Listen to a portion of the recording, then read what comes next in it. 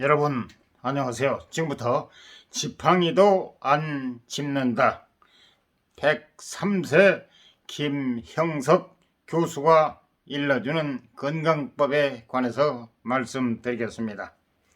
정신이 젊어야 몸도 젊어집니다.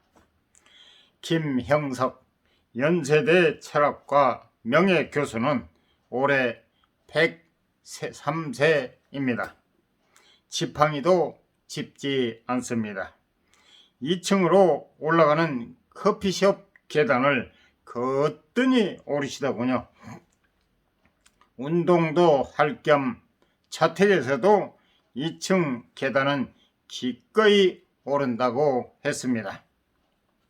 테이블을 사이에 두고 마주 앉았습니다. 질문을 던져보면 더 놀라운 장면이 날아옵니다. 흔히 나이가 들수록 고집이 더 세진다고 하지 않습니까? 삶을 바라보는 자신만의 패러다임에 집착하면서 스스로 갇히기 쉬우니까요. 김형석 교수님은 달랐습니다. 늘 느긋하면서도 수시로 변하는 크고 작은 인터뷰 환경을 아주 유연하게 받아들였습니다. 저는 그걸 통해서 삶을 대하는 김 교수님의 태도를 엿볼 수 있었습니다. 이분은 강물처럼 흘러가는 분이구나. 자연스러운 삶의 흐름과 함께 흘러가려고 하시는 분이구나. 그런 생각이 절로 들었습니다. 궁금해지더군요. 몸도 건강하고 마음도 건강하신데 그 비결이 뭘까? 103세의 철학자에게 몸과 마음의 건강 비결을 물었습니다. 100세 인생을 향해서 걸어가는 인생 후배들에게 좋은 길잡이가 되지 않을까 싶었습니다. 먼저 몸의 건강입니다. 저는 식단부터 물었습니다. 아침 식사는 이랬습니다. 아침 식사는 항상 똑같습니다. 우유 반잔에다 호박죽 반잔, 반숙한 작은 계란 하나에다 생채소 샐러드, 여기에다가 토스트와 찐 감자를 하루씩 번갈아가며 먹습니다. 식사 후에는 간단한 과일과 아메리카노, 커피 반잔을 마십니다. 컨디션이 좀 떨어지는 날에는 커피를 3분의 1 잔으로 줄인다고 했습니다. 인터뷰를 마치고 집에 돌아왔습니다. 이튿날 아침에 저도 그렇게 먹어봤습니다. 궁금할 때는 직접 해보는 게 가장 빠른 해소법이니까요. 실제 먹어보니 골고루 먹었다는 생각과 함께 상당히 든든한 아침 식사라는 생각이 들더군요. 점심과 저녁 식사도 물었습니다. 점심은 주로 바깥에서 드신다고 했습니다. 생선이나 고기 위주로 영양가 있게 드신다고 했습니다. 대신 점심이 생선이면 저녁에는 고기, 점심이 고기라면 가능한 한 저녁은 생선, 그런 식으로 단백질을 섭취한다고 했습니다. 한쪽으로 쏠리지 않으려는 균형감도 느껴지더군요. 저녁은 점심보다 적게 먹는다고 했습니다. 소식을 하시는 편입니까? 물었더니 나이 드니까 저절로 소식하게 됩니다라고 답했습니다. 거기서도 삶의 흐름을 따라가는 자연스러움이 보였습니다. 식단에 대한 궁금증은 어느 정도 풀리더군요. 그 다음은 운동이었습니다. 김형석 교수님은 매일 아침 6시에 일어난다고 했습니다. 체조까지는 아니어도 조금씩 움직이면서 몸을 풉니다. 그런 뒤에는 아침 후 고요한 시간을 이용해 10분가량 기도를 한다고 했습니다. 물론 자신의 내면, 그 고요 속으로 녹아 들어가는 명상의 시간이기도 합니다. 50대에 시작한 수영은 건강에 큰 도움이 됐다고 했습니다. 100세까지 수영을 했고 요즘은 코로나 때문에 수영장을 찾지 못하는 게 아쉽다고 했습니다.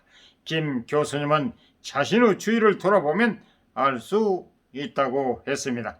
나이 들면 사람들에게 찾아오는 병이 크게 혈압과 당뇨라고 했습니다. 주로 60세 이후에 찾아온다고 했습니다.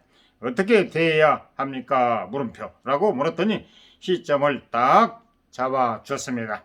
혈압과 당뇨를 60, 70, 80세가 돼서 관리하려고 하니까 힘이 듭니다. 뒤로 갈수록 더 힘이 들겠죠. 그러니 50세부터 잘 관리하면 됩니다. 그럼 90세까지는 건강하게 간다고 봅니다. 그렇게 50세부터 자신의 건강관리에 신경을 쓰기 시작하라고 했습니다. 누구나 할 수 있는 단순한 말처럼 들리지만 절대 그렇지 않았습니다. 100살을 살아본 사람만이 던질 수 있는 삶의 지혜가 오롯이 느껴졌습니다. 최근 출간한 저서 김형석의 인생 문답에서는 건강의 비결로 절대 무리하지 말라고 했습니다. 내일 모레 강연이 있다고 하면 충분히 잠도 잡니다.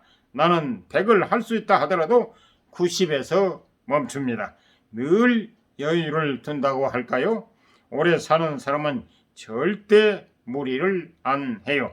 신체적으로 건강한 사람이 오래 사는 게 아니고 무리하지 않는 사람이 오래 사는 것 같아요.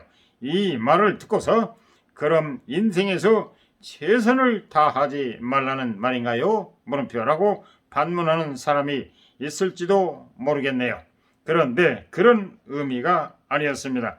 삶의 에너지를 100까지 다 뽑아 쓰고서 10km를 가는 것보다 90까지만 쓰면서 50km를 가라는 말로 들렸습니다. 전력 투구하고서 얼마 못 가 나가 떨어지지 말고 적절한 휴식과 재충전을 통해 아주 멀리 가라는 조언이었습니다. 여기서도 인생을 대하는 교수님의 긴 안목이 보였습니다. 50년을 달린 사람과 100년을 달려본 사람의 안목은 역시 다르다니까요. 마지막으로 정신 건강 혹은 마음 건강에 대해 물었습니다. 김형석 교수님은 그 비결이 한마디로 공부라고 했습니다. 공부. 책상에 앉아서 무슨 문제를 푸는 게 공부가 아니었습니다. 무엇이든지 배우라고 했습니다. 그게 공부라고요. 그렇지 않으면 정신이 늙어버린다고 했습니다. 듣다 보니 고개가 끄덕여졌습니다. 몸과 마음은 둘이 아니니까요. 마음이 늙어버리면 몸은 따라서 늙는 법이겠죠. 그처럼 정신은 자신이 노력하기 나름이라고 했습니다. 사람들은 몸이 늙으면 정신이 따라서 늙는다고 생각합니다. 그게 아닙니다. 노력만 하면 정신은 늙지 않습니다. 그럼 몸이 정신을 따라옵니다. 제가 물었습니다. 직장에서 은퇴하고 아이들도 다 키우고 노후를 보내게 될 때 따로 공부나 일을 하기가 쉬울까요? 물음표. 이 말을 듣더니 김 교수님은 꼭 직업을 말하는 게 아니라고 했습니다. 공부라는 것이 무슨 특별한 것을 두고 말하는 게 아니라고 했습니다. 가령 책 읽는 겁니다. 독서하는 거죠. 취미 활동하는 겁니다. 취미도 일 가운데 하나이니까요. 100년을 살아보니 알겠습니다. 일하는 사람이 건강하고 노는 사람은 건강하지 못합니다. 그제야 고개가 끄덕여지더군요. 책 읽는 것도 공부이고 뜨개질 하는 것도 공부이고 꽃을 가꾸는 것도 공부입니다. 자기가 좋아하는 일을 배우고 즐기면서 하면 그만입니다. 그럼 정신이 늙지 않습니다. 몸도 정신을 따라옵니다. 김형석 교수님은 주위의 친구들만 봐도 안다고 했습니다. 내 친구 중에 누가 가장 건강할까요? 일이나 독서를 제일 많이 하는 사람이 가장 건강합니다. 김형석 교수님은 타고난 강골이 아니었습니다. 유전적 요인이 작동하는 장수 체질이 아니었습니다. 오히려 그 반대였습니다. 몸이 너무 약해 학교를 1년 쉰 적도 있었습니다. 어려서부터 워낙 약골이라 어머니는 심지어 20살까지 사는 걸 보면 좋겠다고 말할 정도였습니다. 그러니 김형석 교수님이 건네는 삶의 촌 속에 100세 일기의 비밀이 숨어 있지 않을까요? 물론 그걸 찾아서 자신의 삶에 대입하는 일은 우리 각자의 몫이겠죠. 그래도 100세의 언덕에서 후배들을 위해 보석 같은 조언을 건네는 분이 계시다는 게 참 감사하게 느껴집니다. 이상 도움이 되셨으면 구독, 좋아요, 알람 꾹 눌러주세요. 보다 유익한 정보 제공하도록 노력하겠습니다. 감사합니다.